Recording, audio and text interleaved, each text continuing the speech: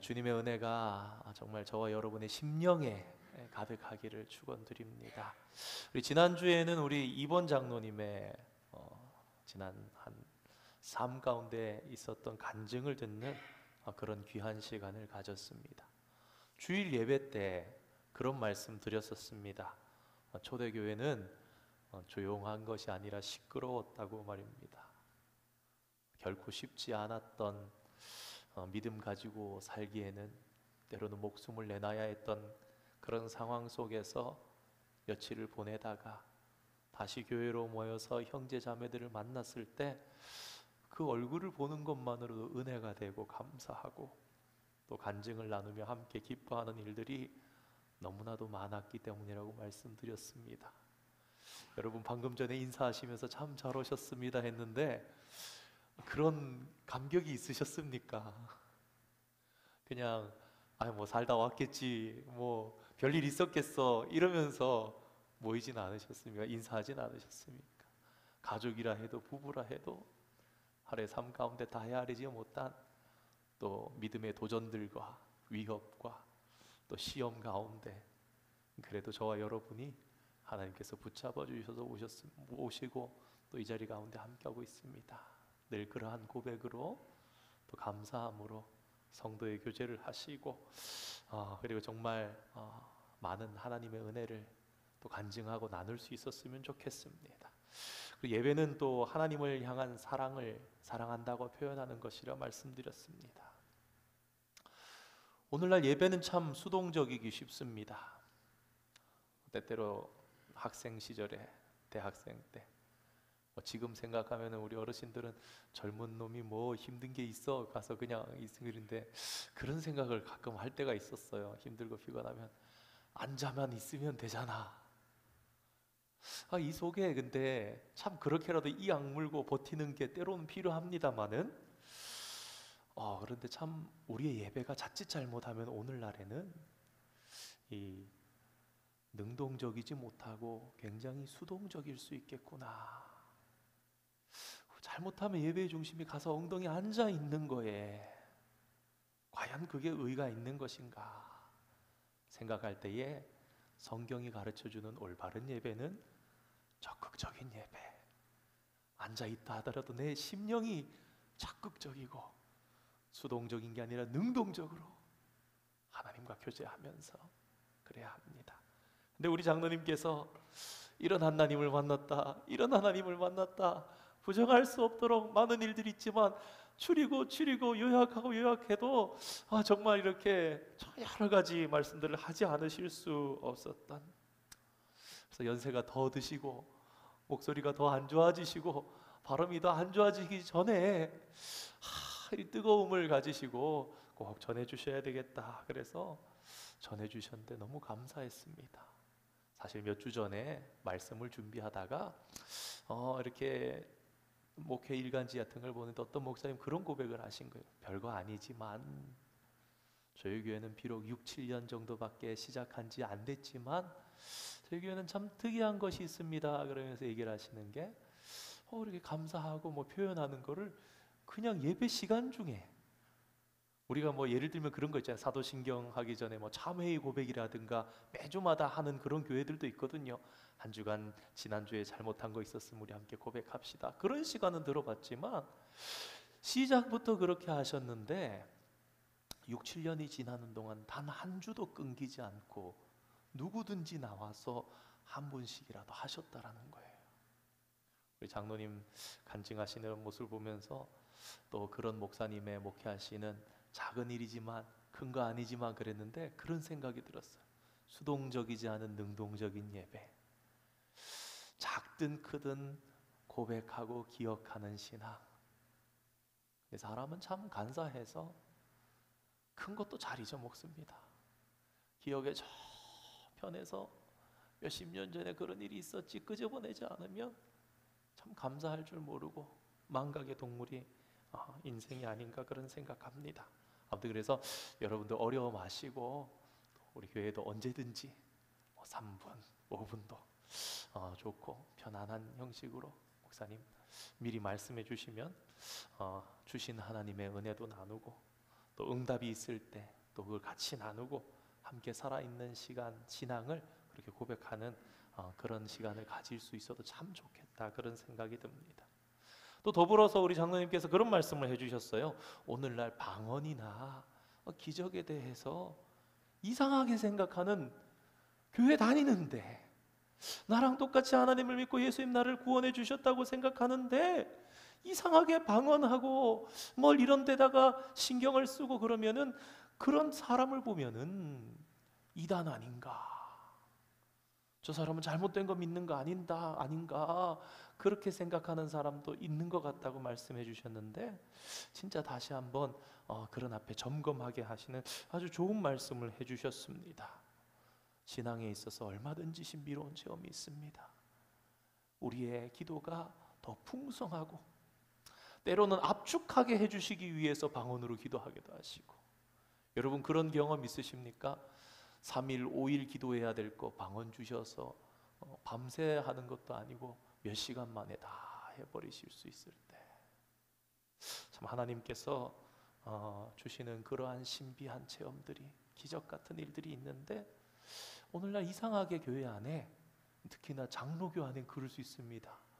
여러분들 인식 속에도 아마 그런 분들 계실 거예요. 장로교는 지성을 겸비한 신앙인이야. 지성을 겸비한 신앙인이 되지 말라고 말씀드리는 게 아니라 지적인 신앙인이 돼야지, 좀 고등한 우리의 신앙과 신학이 장로교가 아닌가, 그런 생각하시는 분들 계시는 것 같은데 전혀 그렇지 않습니다. 오히려 우리가 그러한 지식, 그러한 하나님에 대한 또 교회의 교단의 교리나 이런 것들만 생각하다 보면, 우리가 또한 어떻게 하면 오늘날의 새로운 영지주의와 같은 그런 사람들로 될 수도 있다는 것을 생각하며, 혹 우리 솔즈베리 한인 장로교회 안에도 그렇게만 생각하시는 분들이 계셨다면 그거 아닙니다. 그거 가짜입니다. 제가 사역했던 지난 15년의 역사 속에서도 별별 일들이, 귀신에 대한 일들도 있고, 축사기도 하면은 몸에 더러운 것을 토해내듯이 구토하고, 그러한 일들도 있고, 부족하지만 하나님께서 고쳐주시고 회복해주신 일들도 있고 그렇습니다. 우리는 정말 살아있는 신앙 가운데 하나님께서 역사하시는 가운데 살아갑니다. 오늘 말씀이 사실 그러한 것과 연관되는 말씀입니다. 진짜 믿는 자에게는 하나님의 기적이 하나도 안 일어나기가 더 어려운 것 아니겠습니까? 어떤 사람들은 성도의 삶에서 체험과 간증이 무슨 의미가 있는가, 그것이 왜 중요한가, 그렇게 질문하기도 합니다. 그러면서 이렇게 이야기합니다. 체험과 간증은 신앙의 본질이 아니다. 기적과 신비 체험 없이 믿는 신앙이 진짜다 말합니다. 옳습니다. 우리의 신앙은 기적과 신비한 체험에 의존해서는 안 됩니다. 기적과 체험이 없어도 하나님은 변함없이 살아 계시기 때문입니다. 그러나 성경은 많은 곳에서 하나님의 살아계심을 증거하는 기념일이나 기념물을 강조하는 것을 봅니다. 성경 속에서의 기적은요, 일상의 경험처럼 빈번했습니다. 그런데도 하나님께서는 그런 위대한 일을 행하신 후에 반드시 그 일을 기억하라 명령하십니다. 여러분 구약 성경도 보면요, 기록해 놓습니다. 야사랴 책에 있지 아니하냐, 유대왕 역대 기록에 기록하지 아니하냐, 이러면서 얘기를 하는 거예요. 전쟁에 대한 일들, 모든 것들이 우리가 뭐 여호와 이레, 여호와 니시 왜 기억합니까? 기록하고 기억하며 후대에 남기며, 마치 우리가 책의 소중한 부분들, 야, 참 이러한 작가의 이런 말은 정말 주옥 같은 말이야, 그러면 포스트잇을 하나 탁 붙여서 겉에 탁 보일 수 있게, 정말 좋은 책들은 여러 군데 이렇게 겉에서 봐도 탁탁 보여줄 수 있게 표시해 놓는 것처럼, 마치 우리의 인생에 하나님께서 위대하신 일을 행하시고 우리를 도우신 그런 일들은 기억하고 기념물을 만들고 해야 할 필요가 있다고 계속해서 얘기하는데, 이상하게 사람은요, 뭐 그렇게까지 할 거 있어? 점잖게 신앙생활하는 거지. 여러분, 제가 수개월 전에 그런 말씀 드렸었는데요, 양반 신앙 좋은 거 아닙니다. 다 잊어먹는 겁니다. 생각해 보면 그래요. 구체적으로 기억하고 기념하기 위해서 예를 들면 6월절 같은 제도와 예식을 마련하게 하시고 그렇게 필요한 기념을 만들라 그러십니다. 그래서 오늘 함께 읽은 말씀도 요단강의 기적의 기념물을 만든 거기에 관한 일입니다. 이스라엘 백성들은요 40년의 광야 생활을 마치고 마침내 약속의 땅 가나안으로 들어가게 되었습니다. 그런데 가나안 땅의 입성에서부터 방해하는 그 마지막 장애물이 있었으니, 여러분, 그것은 바로 요단강이었습니다. 왜냐하면 이 시기는요 곡식을 거두는 시기였고 이때 요단강은 늘 범람해 왔기 때문입니다. 오늘 여호수아와 이스라엘 백성들이 요단강을 건널 당시도 매년 그래 왔듯이 요단강의 강둑이 넘쳐 흐를 정도까지 범람하던 그런 시기였다고 성경 여호수아 3장을 보면 증언합니다. 오늘날에는요 이스라엘에 홍수가 났더라 이런 얘기를 잘 못 접합니다. 너무 멀리 떨어져 있으니까 그런 뉴스까지 나오겠냐 싶지만요, 사실은 변화가 있어서 그렇습니다. 요단강 상류에 댐들이 여러 개가 만들어지게 되었어요. 댐이 있기 때문에 오늘날에는 이 여호수아가 이스라엘 백성들과 함께 건널 때처럼 곡식 거둘 시기가 되면 물이 많이 늘어나는데 댐들이 위에 여러 개가 있으니까 그런 일이 다시는 일어나지 않는 겁니다. 범람하는 일이 몇십 년에 한 번이라든가 그런 일이 없는 거예요. 그러다가 오늘 말씀을 준비하면서요 요단강을 건너 가나안 땅으로 들어갈 때 과연 이스라엘 백성들이 얼마나 큰 각오를 하고 건넜을까 좀 짐작해 보기 위해서 찾아보니까 1935년에 아직 요단강의 상류에는 댐들이 만들어지기 전이었고, 그래서 홍수가 나서 범람했던 이 사진들이 있는 것을 제가 구글에서 검색을 해보고 찾았습니다. 그래서 잠깐 사진을 함께 보시면서요 생각해 보겠습니다. 그때 과연 이스라엘 백성들이 어떻게 건너갔을까? 우리 준비되어 있습니까? 여러분, 이것은요 오늘날의 요단강의 모습입니다. 여러분, 이 나무가 그렇게 큰 나무가 아니거든요. 이게 짐작해 볼 때에 대략적으로 봐도 크게 잡아야 한 10m 정도 될까 말까 한 그 정도의 너비입니다. 제가 한 16년쯤 전에 요단강에 방문을 했었는데요, 그때 당시에는 이거보다 물이 더 적었습니다. 물론 이렇게 요단강도 북에서 남으로 이렇게 흐르니까 그 수십 킬로미터의 강의 길이 가운데 어느 지점에 가서 있느냐에 따라서 물이 적게 흐르기도 하고 물이 많이 흐르기도 하겠죠. 이 평범한 요단강의 모습입니다. 이거보다 제가 봤던 요단강은 더 좁았습니다. 그래서 어느 정도였냐면은 당시에 제가 20대 후반이었는데 대학원생들하고 같이 가서는 남자들이 그런 생각을 했었어요. 야, 이거 저 뒤에서부터 달려와가지고 힘껏 뛰면 잘하면 건널 수도 있겠다. 막 정말 뛰어보고 싶은 욕구도 막 있기도 했는데 정말 한 4, 5m 정도밖에 안 돼 보였거든요. 근데 못 뛰었던 이유가 딱 하나 있었습니다. 뭐냐면 거기가 오늘날 요르단과 이스라엘의 국경입니다. 그러니까 보기에는 아무 검문소도 그 자리에는 없지만 딱 건너갔을 때 뭐 빠질 수도 있겠고 빠지면 나오면 되고, 건너갔을 때 야, 이거 국경 넘으면 뭔가 예기치 못했던 그런 일들이 있는 거 아닌가 싶어서 건너지를 못했는데, 하여튼 그렇습니다. 그렇게 작은 강입니다. 그러니까 넓은 곳이라 해도 폭이 한 2, 30m 정도, 깊어도 사람의 키보다 더 깊지 않은 곳이 많이 있는 곳이 오늘날의 요단강이고, 과거에도 홍수가 있지 않을 때는 그러한 강이 요단강입니다. 근데 인터넷 자료를 찾아보니까 이런 사진도 있더라고요. 다음 사진 한번 보여주세요. 요단강입니다. 여기는 조금 더 넓어 보이지요. 한 20m 정도 되는 것 같은데, 제가 이걸 어디서 찾았냐면 요단강, 이제 조르단 리버 이렇게 해서 구글에 찾으니까 여행 사이트였던 것 같아요. 이제 여행할 수 있는 패키지로 이렇게 소개를 하는 거예요. 어떻게 소개하냐, 미국 사이트였던 것 같은데요, 요단강에 가서 세례를 체험해 보는 것 같은 그런 패키지인 거예요.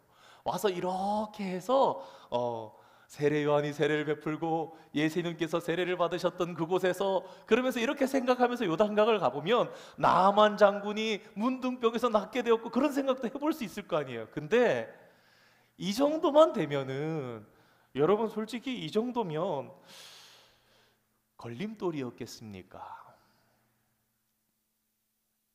여호수아와 이스라엘 백성들이 강을 건널 때에 이 정도의 요단강이었으면 과연 걸림돌이었겠습니까? 물론 뭐 강을 건넜을 때에 가나안 족속들이 전투적으로 나와서 그 강 앞을 지키고 있거나 그런다면 어떨지 모르겠지만, 또 혹 물을 건넌다는 것이 그냥 땅을 걸어서 가는 것보다는 좀 수고로운 면이 있어서 그렇습니다만, 뭐 앞에서 뒤에서 젊은이들이, 장정들이, 수영을 잘하는 사람들이 도와주면 시간은 좀 걸릴지라도 어린아이나 노약자들 할 것 없이 다 충분히 건너볼 만한 그런 강입니다. 그런데 앞서 말씀드린 것처럼 오늘날에는 요단강 상류 쪽에 댐이 생겨서 그런 거고, 곡식 거둘 시기 즈음에 댐이 없었을 때 범람하면 어떻게 되는가? 1935년 당시에 요단강 공람하던 사진입니다. 그냥 봐도 규모가 다르지요. 얼마나 넓은지 모릅니다. 비록 흑백 사진이기는 하지만 역사적인 기록으로 남아 있더라고요. 한글로 검색하셔도 그냥 구글 페이지 같은 데서 요단강 홍수 뭐 이렇게 1935년 이렇게 치면 관련된 여러 사진들이 나옵니다. 다음 사진 한번 보여주세요. 그 전에 거. 집들이 이렇게, 여러분 이 너비가 범람할 때는 1km 정도, 20-30m, 넓어야 20-30m였던 요단강이 1km 정도, 여러분 이 정도 규모면 어느 정도냐면요, 서울의 한강 너비가 한 1km 정도 됩니다. 한강이 지금 보시면 이거는 이제 홍수로 물이 다 빠져나간 다음이라서 그렇지만, 여러분 이게 범람해가지고 물이 뭐 졸졸 이렇게 잔잔히 흐르겠습니까? 막 출렁이면서 사람 키를 몇 배가 넘게 흐르는데, 그때 강을 건너자고 하니까 여러분 이게 보통 문제입니까? 그러더라고요. 특수하게 훈련된 사람이 아니고는 결코 건널 수 없다. 그렇습니다. 그래서 3,400년 전에 요단강은 약속의 땅으로 진입하는 이스라엘을 완전히 막고 있었던 것입니다. 그리고 인간적으로 볼 때는 이러한 거대한 집단의 인구가 범람하는 요단강을 건널 수 있는 방법이 없는 거예요. 여러분 수영 잘하는 사람은 더 잘 알겠죠요. 야, 이건 안 된다. 제가 사실 굉장히 인상적으로 들었던 한 20년 전에 잠실 쪽에서 있었던 교회 얘기가 있는데 오늘 좀 못할 것 같습니다. 다음에 말씀드릴게요. 기회가 있으면. 하나님께서는 한강보다 더 엄청나게 위협하고 있는 이 강을 건너라고 이스라엘 백성들에게 명령하십니다. 여러분 어떻게 생각하십니까? 하나님께서 명령하셨으니까 갈라질 거 아니냐, 그렇게 말씀하실지 모르겠습니다만은 이런 생각을 해봅니다. 여러분 짐 다 싸야 됩니다. 집안의 물건 다 챙기셔야 됩니다. 텐트고 기둥이고 다 애들 다 챙기고 음식이고 짐승이고 다 챙기고 건너야 되는 일을 준비해야 되는 걸 3일 전부터 이스라엘 백성들이 준비했어요. 장난이 아닙니다. 준비했는데, 그렇게 준비해서 막 갔다가 강가에 갔다가 야 오늘은 아닌갑다 그러고 돌아오는 것도 보통 일이 아닙니다. 여러분 그런데 여호수아가 지금 건너가세요. 여러분 같으시면은 그럽시다, 건넙시다 하실 수 있겠습니까? 여러분 강이 지금 갈라졌습니까? 며칠을 머물렀는지 모르지만요, 머물러 있는 동안에 이 다 범람해가지고 지금 1km 넘게 출렁출렁 거리면서 물이 가는 걸 매일 눈으로 보고 있던 이스라엘 백성들입니다. 그리고 지금 있는 여호수아와 함께 있는 이 이스라엘 백성들은요, 출애굽 2세대 백성들로 홍해, 애굽, 뭐 10가지 기적 이런 거 다 그때 없었던 사람들입니다. 오직 단 두 사람, 여호수아와 갈렙만 산 증인이었습니다. 나머진 다 광야에서 죽었어요. 새롭게 광야에서 태어나고 하늘에서 만나가 내리면 그거 비처럼 그냥 내리는 거 아니야? 당연한 거 아니야? 라고 생각하는 그런 사람들이었습니다. 그러면 여러분, 저는 이런 생각을 해봅니다. 일반적이라면 여호수아요, 꼭 오늘 건너야 됩니까? 아니, 좀 융통성이 있어야지요. 그렇지 않겠습니까? 며칠이라도 좀 지나고 건너야 당신이 정상이지. 지금 이게 이렇게 불어나가지고 절렁절렁 막 강둑에 넘치려 그러는데 좀 며칠 지나서 건너면 안 되겠습니까? 했을 것입니다. 근데 하나님께서는 여호수아에게 이렇게 말씀하십니다. 법궤를 앞장 세우고 강을 건너라. 그리고 이 같은 명령은 법궤가 무엇을 상징합니까? 하나님의 임재를 상징하니까 하나님께서 친히 이 백성들을 인도하셔서 날 따라와, 내가 건너게 할 거야. 제가 말씀을 드릴게요.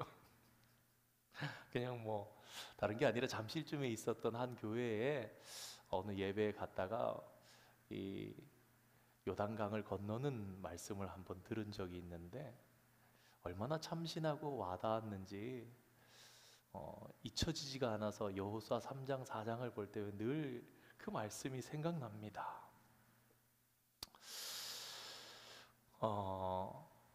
이런 비유를 드셨어요. 어느 주일에 갑자기 목사님이 성도님들 모두 일어나서 밖으로 나갑시다 라고 했다는 겁니다. 목사님과 교육자들이 앞장을 섭니다.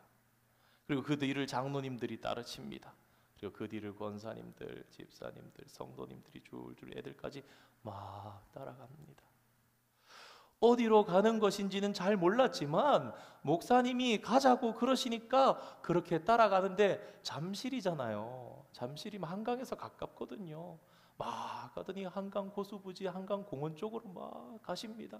가다 보니까 널따란 장소도 나오고 쉴만한 쉼터도 나오고 잔디도 나오고 막 그러니까 가면서 여기서 뭔가 오늘 야외에서 특별한 행사를 하시려나 보다 그러면서 성도님들이 막 따라가십니다. 근데 좋은 장소가 자꾸 지나고 자꾸 그러는데 점점 이상한 곳으로 가시더니 마침내 목사님이 한강에다가 발을 첨벙첨벙하고 담그기 시작하십니다. 목사님이 왜 저러시지? 그런데 그 목사님과 목회자들을 따라서 장로님들, 집사님들, 권사님들이 계속 모두 따라갑니다. 앞에 서신 목사님이 점점 들어가십니다. 무릎으로 들어가고 허리까지 들어가고 막 가슴까지 막 갑니다. 성도들이 뒤에서 따라가면서 깜짝깜짝 놀랍니다. 저러시면 안 되는데, 큰일 나는데, 큰일 나는데. 그런데도 멈출 줄을 모릅니다.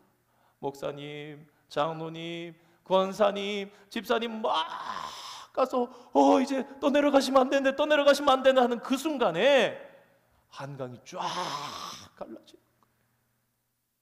그 한강이 쫙 갈라지면서 마른 땅같이 그렇게 건넜던 그 역사보다 더한 역사가 이 여호수아 3장 4장에 기록되어 있는 그 역사라는 말씀을 하시는데, 물론 이 비유가 모든 게 다 맞아떨어지진 않지만 그것만큼 위대한 순종을 했던 게 이스라엘 백성들이었구나. 그렇게 두려움 가운데 모세를 금방 잃고 나서 순종하면서 나갔던 게 여호수아였구나. 그런 생각을 해보면서 참 오늘날 우리의 믿음을 돌아보게 되는 그런 일이 있었습니다. 아무튼 진짜 사건은 그렇지요. 법궤를 맨 제사장들이 발을 요단강에 대는 그 순간에, 다시 말해서 하나님의 임재를 상징하는 법궤가 요단강에 진입하는 순간에 여러분, 이 강이 끊어집니다. 앞서 말씀드린 것처럼 이스라엘 백성들을 장난한 게 아닙니다. 군인으로 따지면 완전 전투 다 집어서 텐트까지 다 실어가지고 완전 군장하고 나온 거예요. 믿음 가지고 나온 겁니다. 여러분, 실제로 역사 가운데요, 요단강 일대에는 과거 몇 차례 지진이 발생해서 산사태가 일어난 적이 있었다고 합니다. 그래서 요단강과 이 계곡들이 거대한 흙더미나 바위 때문에 막혔던 적이 있었대요. 몇 시간에서 길게는 이틀 동안 막혀서 강물이 끊어졌던 일이 있답니다. 그래서 오늘 본문을 보면서 그런 생각이 들었습니다. 어쩌면 이런 일이 이스라엘 백성들에게 그때 일어났을지도 모르겠다. 지도 잠깐만 보여주실래요? 그래서 이 지도를 실었는데, 여러분 여기 보시면 위에 이스라엘 써 있는 이 부분이 갈릴리 호수입니다. 그리고 아래 사해 바다가 있고 요 사이를 흐르는 게 요단강이죠. 그런데 옆에 보시면 지류가 좀 있거든요. 세렛 시내, 아르논강 뭐 이런 것들인데, 여러분 잘 아시는 요 빨간 테두리 돼 있는 여기가 글씨가 잘 보시면 야복강입니다. 여기가 강물이 끊어진 지점쯤 되거든요. 오늘 본문 가운데 여호수아 3장 4장 가운데 있는, 지금 시기가 곡식 거둘 때입니다. 물이 많아서 범람하지요. 어쩌면 여러분 요 지점에서 물이 끊긴 게, 물이 많이 흐르고 갑자기 범람하니까 흙덩어리가 내려오고 돌덩어리가 내려오면서, 여러분 여기 두물머리 같은 곳 아닙니까? 물 두 군데가 만나는 곳이잖아요. 거의 90도로요. 저기가 탁 막히면서 끊겼을 수도 있겠다라는 그런 주장을 하시는 분들도 계시는데, 저도 그런 생각을 한번 해봅니다. 마치 출애굽 당시에 홍해가 하나님께서 큰 동풍으로 밤새 물러가게 하셔서 마른 땅같이 건넜던 것처럼, 여호수아가 요단강을 건널 때는 그렇게 건넜을 수도 있겠구나, 그런 생각을 한번 해봤습니다. 아무튼 이 모든 일은 전적으로 하나님께서 행하신 기적이었습니다. 사람이 한 일이 아무것도 없습니다. 다시 말해서 요단강을 건넌 것은 오직 하나님의 은혜입니다. 우리가 마치 우리의 노력으로 구원받지 아니하고 하나님께서 우리에게 전적으로 그냥 구원을 베풀어 주신 것처럼 말입니다. 여러분, 그런데요, 잘 보면요, 이 출애굽과 가나안 입성이라는 이 광야 40년이요 마치 데칼코마니처럼 이렇게 두 사건 사이에 들어 있습니다. 홍해가 갈라진 사건과 요단강이 갈라진 사건, 그 사이에 딱 담겨 있는 거예요. 홍해가 갈라지고 닫힌 사건으로 완전히 애굽의 구속으로부터 딱 끝난 거고요. 요단강이 갈라진 사건 이후로부터는 이제 가나안에 입성해서 하나님의 약속의 땅에 딱 들어오게 되는 거예요. 이로써 출애굽 해방 사건이 요단강을 건nom과 약속의 땅 입성과 더불어서 최종적으로 완성되었던 것입니다. 요단강 기적과 더불어서 완성된 우리 하나님의 구원의 역사는요, 오늘 본문의 증언처럼 영원히 기념되고 기억되어야만 했습니다. 그래서 하나님께서는 지파들마다 돌 한 개씩을 택해서 12개의 돌을 가지고 기념물을 삼으라고 명령하셨습니다. 그 돌은 그 현장에서 취한 것이어야 했습니다. 제사장들이 법궤를 맨 채로 서 있던 그 자리에서 들고 온 돌들이었습니다.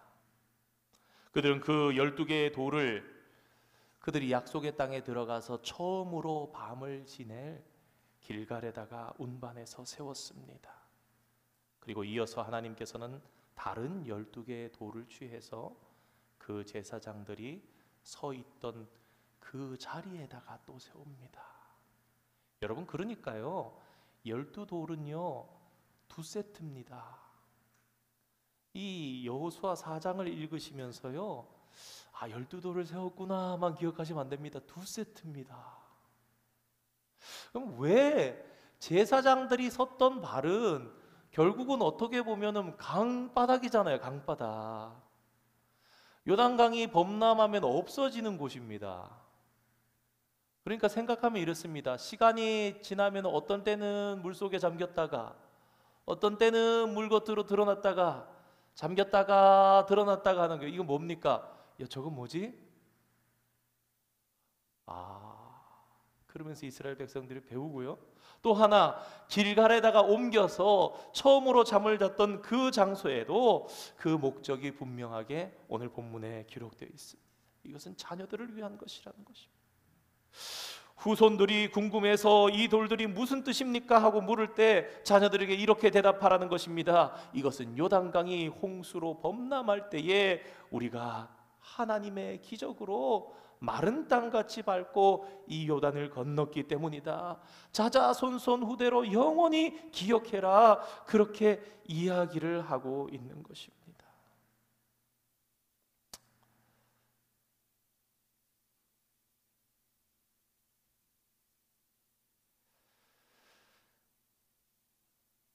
이 기적을 기억해야 하는 이유에 대해서 이렇게 설명합니다. 땅의 모든 민족들이 여호와의 능력을 알도록 하기 위해서, 그리고 모든 이스라엘 백성들이 이 능력의 하나님을 항상 경외하도록 하기 위해서. 사랑하는 성도 여러분, 말씀을 시작하면서 말씀드렸던 것처럼 신령한 일과 기적을 경험하지 않아도 우리는 잘 믿을 수도 있는 것 같고, 그래야만 올바른 신앙일 수 있습니다. 또한 반대로 여러분, 어떤 특별한 영적 체험이 또 기적이 내 삶에 일어났다고 해서 그것 때문에 영적인 교만에 빠져서도 안 됩니다. 그러나 살아계신 하나님께서 우리의 삶에 극적으로 개입하신 경험이 없다면, 다시 말해서 아무런 기적도 아무런 신비도 예수님의 믿음에서 한 번도 체험하지 않았다면요, 그것을 굳이 자랑 삼을 이유도 없습니다. 오히려 그런 분들이 계신다면 나는 과연 온전한 신앙생활을 하고 있는지 점검하면서 자신을 겸허히 되돌아봐야 합니다. 요단강과 같은 기적이 내 삶에 일어나게 해달라고 도리어 간구할 필요까지도 있습니다. 저는 이 요단강을 생각하면서 모세와 여호수아를 같이 생각해 봤습니다. 사실 10가지 재앙을 통해서 애굽에서 모세는 하나님의 위대하심을 더 깨닫게 됐습니다. 저는 이런 생각을 한번 해봅니다. 모세도 홍해가 앞을 가로막고 있고 뒤에는 애굽의 병거들이 달려오고 있을 때 적어도 속으로 당황스러운 마음은 어느 정도 있었을 겁니다. 근데 하나님께서 지시하시고 홍해라는 바다를 갈라서 건넙니다. 아주 정확한 타이밍에 하나님께서 바다를 닫으셔서 애굽의 군사들은 물에 빠져 죽는데 이스라엘 사람들은 노약자도 어린아이도 다 생명이 상한 자가 없이 건너는 거예요. 저는 이 순간부터 모세가 광야를 인도하실 하나님에 대해서 더 이상 의심하지 않았다라고 생각합니다. 근데 그와 같은 것이 오늘 여호수아에게는요, 요단강 사건입니다. 여러분 보십시오. 모세가 죽었습니다. 여호수아가 엎드려 기도하고 있던 게 여호수아 1장의 시작입니다. 처음으로 한 명령이 양식을 준비해라. 3일 안에 우리가 이 요단강을 건널 것이다. 그랬던 거예요. 여호수아가 자기가 지도자로 서서는요, 처음으로 경험했던 게 요단강이 끊어져서 마른 땅으로 건너간 겁니다. 여러분, 그런데요, 이 일은요, 저는 이렇게 생각합니다. 모세가 광야 생활을 걱정 안 했던 것처럼 여호수아가 이스라엘 백성과 함께 그날에 요단강이 끊겨져서 맨 땅을 걸은 마른 땅을 건넌 것 같이 건넜을 때 여호수아는 가나안 땅 정복 문제 없구나, 그 마음이 있었을 거라고 생각합니다. 저는 그래서 이렇게 생각해요.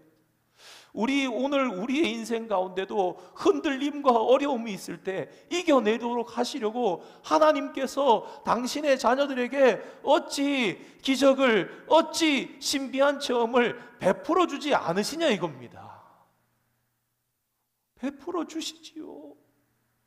입이 딱 벌어져서 할 말이 없을 정도로 내가 지식으로 알았지만 내 눈앞에서 그분의 무한하심을 깨달으면서 천국에 이르도록 의심하지 말고 두려워하지 말면서 믿음의 길을 걷도록 오늘 우리에게도 기적을 일으키시는 것입니다. 모든 성도님들의 삶 속에도, 삶의 여정 가운데, 사실 우리 장로님뿐만 아니더라도 우리 모든 성도님들이 부정할 수 없는 하나님께서 개입하시고 나를 도와주시고 넘어져 있던 지쳐 있던 나를 일으키신 그런 간증 체험들이 있으실 겁니다. 오늘 본문의 말씀과 또 우리 장로님께서 간증하셨던 그런 말씀처럼, 그래서 우리도 12개의 돌을 내 삶의 현장에서, 내 기적의 현장에서 집어들어서 그것을 잊지 않는 기념물과 증거를 삼아야 하겠습니다. 오늘 하나님께서는 우리에게도 동일하게 말씀하십니다. 내 후손이 묻거든.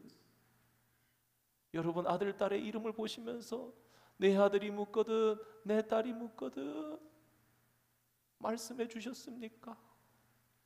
꼭 말씀해 주셔야 하는 거예요. 모든 이스라엘이 이를 알아야 하는 것처럼 모든 우리의 후손들도 이것을 알아서 하나님 베푸신 은혜와 기적을 감사하며 찬양하며 나누며 받은 복을 세어보아라 찬양 있죠. 세봐야 하는 겁니다.